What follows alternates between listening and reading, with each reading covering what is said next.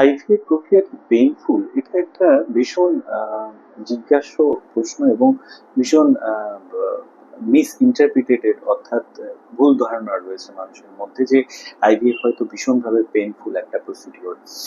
প্রথমত কথা জানা উচিত যে আইভিএফটা আমরা কিভাবে করি এবং তার আহ, কিরকম আমাদের ইনজেকশন শিডিউল থাকে এবং কতটা সেই ইনজেকশনের ব্যথা হতে পারে সেই সম্পর্কে আমাদের জানাটা প্রয়োজন।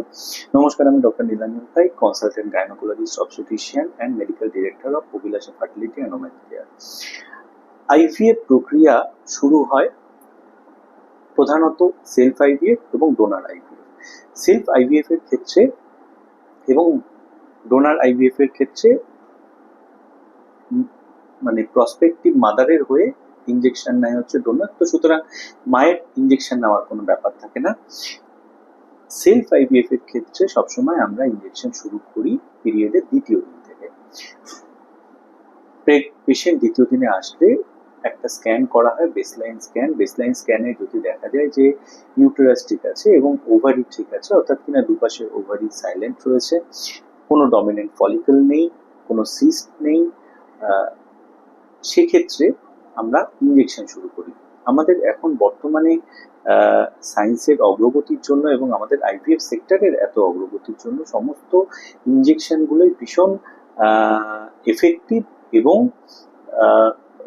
যে ইনজেকশন যে অ্যাপ্লিকেটরের মাধ্যমে দেওয়া হয় সেই ইনজেকশনের নিডলগুলো ভীষণ সূক্ষ্ম এবং সেক্ষেত্রে আমরা সাবকিউটেনিয়াস রুটে ইনজেকশন দিই পেটের মধ্যে, অর্থাৎ কিনা ডায়াবেটিসের পেশেন্টদের যেরকম ভাবে ইনজেকশন দেওয়া হয় পেটের চামড়ার নিচে সেরকম ভাবে ইনজেকশন দেওয়া হয় এবং বিলিভ মি সেই ইনজেকশনটা ভীষণই মিনিমালি পেইনফুল, অর্থাৎ কিনা একদম খুবই কম পেইনফুল। এই ইনজেকশনটা কতদিন চলে? জেনারেলি আমরা 10 দিনের মতো ইনজেকশন দিই। কারো কারো ক্ষেত্রে ওভারি 9 দিনে রেডি হয়ে যেতে পারে, কারো কারো ক্ষেত্রে ওভারি 10 দিনে রেডি হতে পারে, কারো কারো ক্ষেত্রে 11 বা 12 দিনে রেডি হতে পারে। ইন জেনারেল 10 দিনের মধ্যেই ওভারি রেডি হয়ে যায় এবং সেক্ষেত্রে 10 নম্বর দিনে আমরা ট্রিগার ইনজেকশন দিই। ট্রিগারের বিভিন্ন ভ্যারাইটি আছে, সেই ধরনের ট্রিগার দেওয়া হয়, যে পেশেন্টের যেরকম ট্রিগার লাগবে সেই ইনজেকশন দেওয়া হয়। তারপরে হচ্ছে কি ফাইনালি 12 বা 13 নম্বর দিনে গিয়ে আমরা পিক আপ করি ডিপেন্ডিং আপন দ্য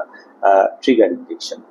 এবং সেই যে ইনজেকশন ট্রিগার ইনজেকশন দেওয়ার পর যে পিক আপের যে প্রসিডিওর হয়, অফকোর্স সেটা আমরা ডিপ অ্যানাস্থেশিয়া করা হয় না, সরি, মানে একটা লাইট অ্যানাস্থেশিয়া করে তার মাধ্যমে আমরা পিক আপ করি যাতে পেশেন্ট অ্যাবসলিউটলি কোনো ব্যথা না পায়।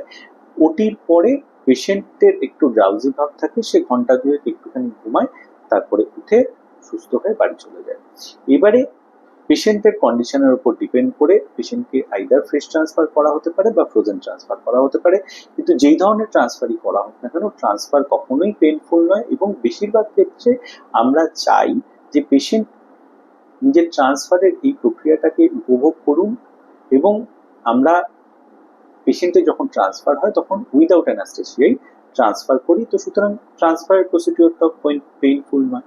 তো সুতরাং জেনারেল কনভেনশন যে কারো কারোর মধ্যে একটা ধারণা থাকে যে আইভিএফ হয়তো একটা পেইনফুল প্রসিডিওর, কিন্তু বাস্তব ক্ষেত্রে তা একেবারেই নয়। তো সুতরাং এর মধ্যে বিভিন্ন লোকের কাছ থেকে শুনে, তাদের অভিজ্ঞতার কাছ থেকে শুনে আইভিএফ একটা খুব পেইনফুল প্রসিডিওর এবং অনেকগুলো ইনজেকশন দেওয়া হয়, এই ধারণা থেকে বেরিয়ে আসাটা মনে হয় ভালো। এবং এছাড়াও আমরা যেটা করি আফটার ট্রান্সফার, আমরা যতদিন না বাচ্চার হার্টবিট দেখতে পাচ্ছি বা যতদিন না আমরা বিটা ইসিজি টেস্ট করছি ততদিন প্রোজেস্টেরন ইনজেকশন দেওয়া হয়। সেইটা সাবকাট ইনজেকশন দেওয়া হয় না, সেগুলো আইএম ইনজেকশন দেওয়া হয়, অর্থাৎ হাতে নিতে পারে বা কোমরে নিতে পারে, কিন্তু সেটাও যে খুব মেজর পেইনফুল ইনজেকশন সেটা নয়। এবং বাচ্চার হার্টবিট দেখার পরে ইউজুয়ালি আমরা সেই ধরনের ইনজেকশনগুলো বন্ধ করে দিই। তো মেনে নিন যে আইভিএফ আপনাদের একটা জার্নি, এবং আমি যেরকম বারবার করে আমার পেশেন্টদেরকেও বলি আইভিএফ কখনো শখে করানোর জিনিস নয়, এটা একদম ভীষণভাবে যাদের ক্ষেত্রে ইন্ডিকেটেড তাদের ক্ষেত্রেই করানো হয়।